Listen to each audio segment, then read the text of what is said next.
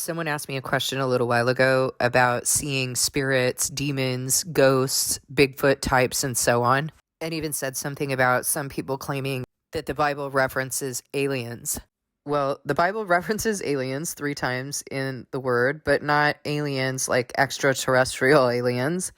In Lamentations 5:2, it says, "Our inheritance is turned to strangers, our houses to aliens," which means foreigners. Ephesians 2:12 says that at the time ye were without Christ, being aliens from the commonwealth of Israel, foreigners from the commonwealth of Israel, and strangers from the covenants of promise, having no hope and without God in the world. Hebrews 11:34 says, "Quenched of the violence of fire, escaped to the edge of the sword, out of weakness were made strong, waxed valiant in fight, turned to flight the armies of the aliens." Also referencing foreign armies. Those are the only aliens that the word talks about. And as far as being able to see demons or ghosts, spirits, angels have bodies. They have glorified bodies. You can see an angel. You cannot see a spirit. A spirit doesn't have a body. You have a spirit inside of you. The only reason we can see you is because you have a body. A spirit doesn't have a body, nor does a demon have a body. A spirit needs something to occupy. It doesn't operate by itself. It doesn't throw things around in a room. It doesn't do the things that you've seen in Hollywood movies. It would need a body in order to do that. It has no power, no influence, but that which God gives it permission to do in order to fulfill his will. And that has to do with temptation, certain things that it's doing inside of you, afflicting you, for example. But you're not going to be able to see a spirit or a demon. You could potentially see an angel, but you're going to know if God has sent an angel to talk with you. It's not like you're going to see it while driving or pulling up into your driveway. There was a time when I was ingesting so much delusion in counterfeit Christianity that I thought that I was seeing spirits. If you ingest something and focus on it long enough, you can convince yourself that that's what you're seeing. And God says he hands you over to delusion when you do not love truth.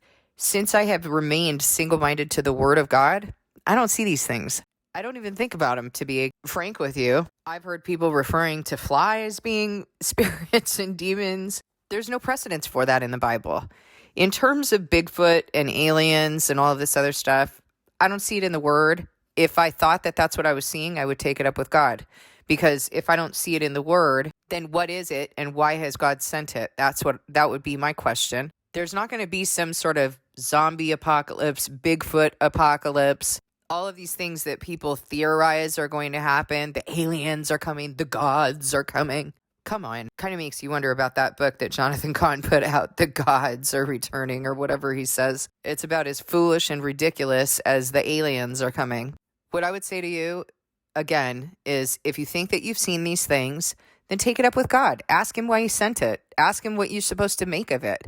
Don't start getting into conspiracy theories or, even consulting with man about what it is. If God sends something in your life, whatever it is, ask him about it and believe that he's going to answer you. I will say one thing about my personal experience that I know absolutely 100% was real, that I had been doing work with God. He had been convicting me about certain things, and I'd been doing work for several days early on in my healing, and I felt something rush me from behind. And I don't think that I saw this thing. I think I felt it in my spirit, like felt the darkness of it. And I felt God sort of swat it out of the way. Like it just went from behind me and then to the left and it was gone.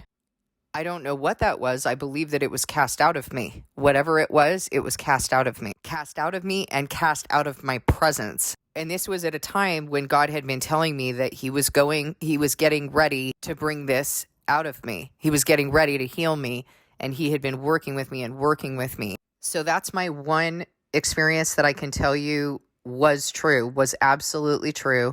I believe that I experienced it as as dark and felt that I was seeing it as dark, but I believe that I was seeing it in my spirit.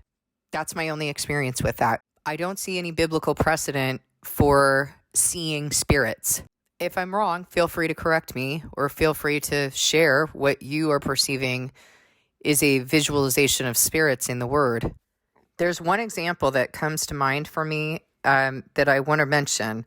And this was when King Saul went to a spiritist and he asked her, "Will you bring up the ghost of someone for us?"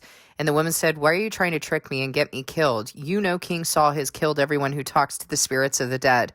Saul replied, "I swear by the living Lord that nothing will happen to you because of this." "Why do you want me to bring this up?" she asked. "Bring up the ghost of Samuel," he answered. When the woman saw Samuel, she screamed. Then she turned to Saul and said, "You've tricked me. You're the king." "Don't be afraid," Saul replied. "Just tell me what you see." She answered, "I see a spirit rising up out of the ground." "What does it look like?" "It looks like an old man wearing a robe." Okay, so what she's seeing is a body that this spirit has entered. She's not seeing a spirit. She's seeing a body that the spirit has entered of an old man wearing a robe. Saul knew it was Samuel, so he bowed down low. "Why are you bothering me by bringing me up like this?" Samuel asked. "I'm terribly worried," Saul answered. "The Philistines are about to attack me. God has turned his back on me and won't answer me anymore by prophets or by dreams. What should I do?" "Well, I could tell you one thing. It's certainly not go see a spiritist. That's not going to make God turn his face toward you." Samuel said, "If the Lord has turned away from you and is now your enemy, don't ask me what to do. I've already told you. The Lord has sworn to take the kingdom from you and give it to David, and that's just what he's doing. When the Lord was angry with the Amalekites, he told you to destroy them, but you didn't do it. That's why the Lord is doing this to you. Tomorrow the Lord will let the Philistines defeat Israel's army. Then you and your sons will join me down here in the world of the dead." At once, Saul collapsed and lay stretched on the floor, terrified at what Samuel had said. He was weak because he had not eaten anything since the day before. Okay, so other than this, I don't see any example of anyone seeing a spirit. And in this situation, this woman is describing Samuel in a body. Now, let me say something else. There is a gift of discernment or distinguishing spirits. And some people claim that this means that you can see spirits, and that is not correct. I've explained this before in other videos. When you are distinguishing or discerning spirits, you are distinguishing and discerning what the function of those spirits are in a person. And if you've been given, and by the way, this is a gift, and gifts are used for the common good. So if someone has a gift of discerning spirits, it should be for the common good. Why would it serve them to be able to see that there are spirits? That makes no sense. Discerning spirits is something that would be of benefit if you're able to discern where that spirit came from, why someone has that spirit. For example, a spirit that has been given to a person as a result of idolatry. Some spirits that are more severe and some spirits that are acting out a particular function in order to bring you low in the particular sin that allowed that spirit to enter you to begin with.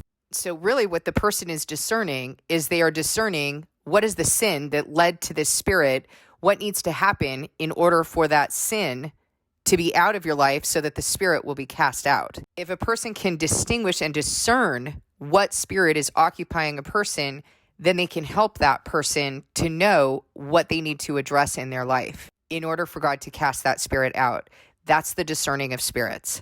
It is not testing the spirit. So I can tell you that that is the responsibility of every believer, to test the spirit to see if they are from God or Satan.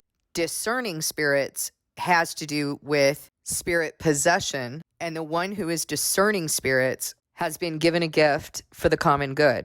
I hope that helps. Thank you for listening. God bless you, and I'll see you in the next video.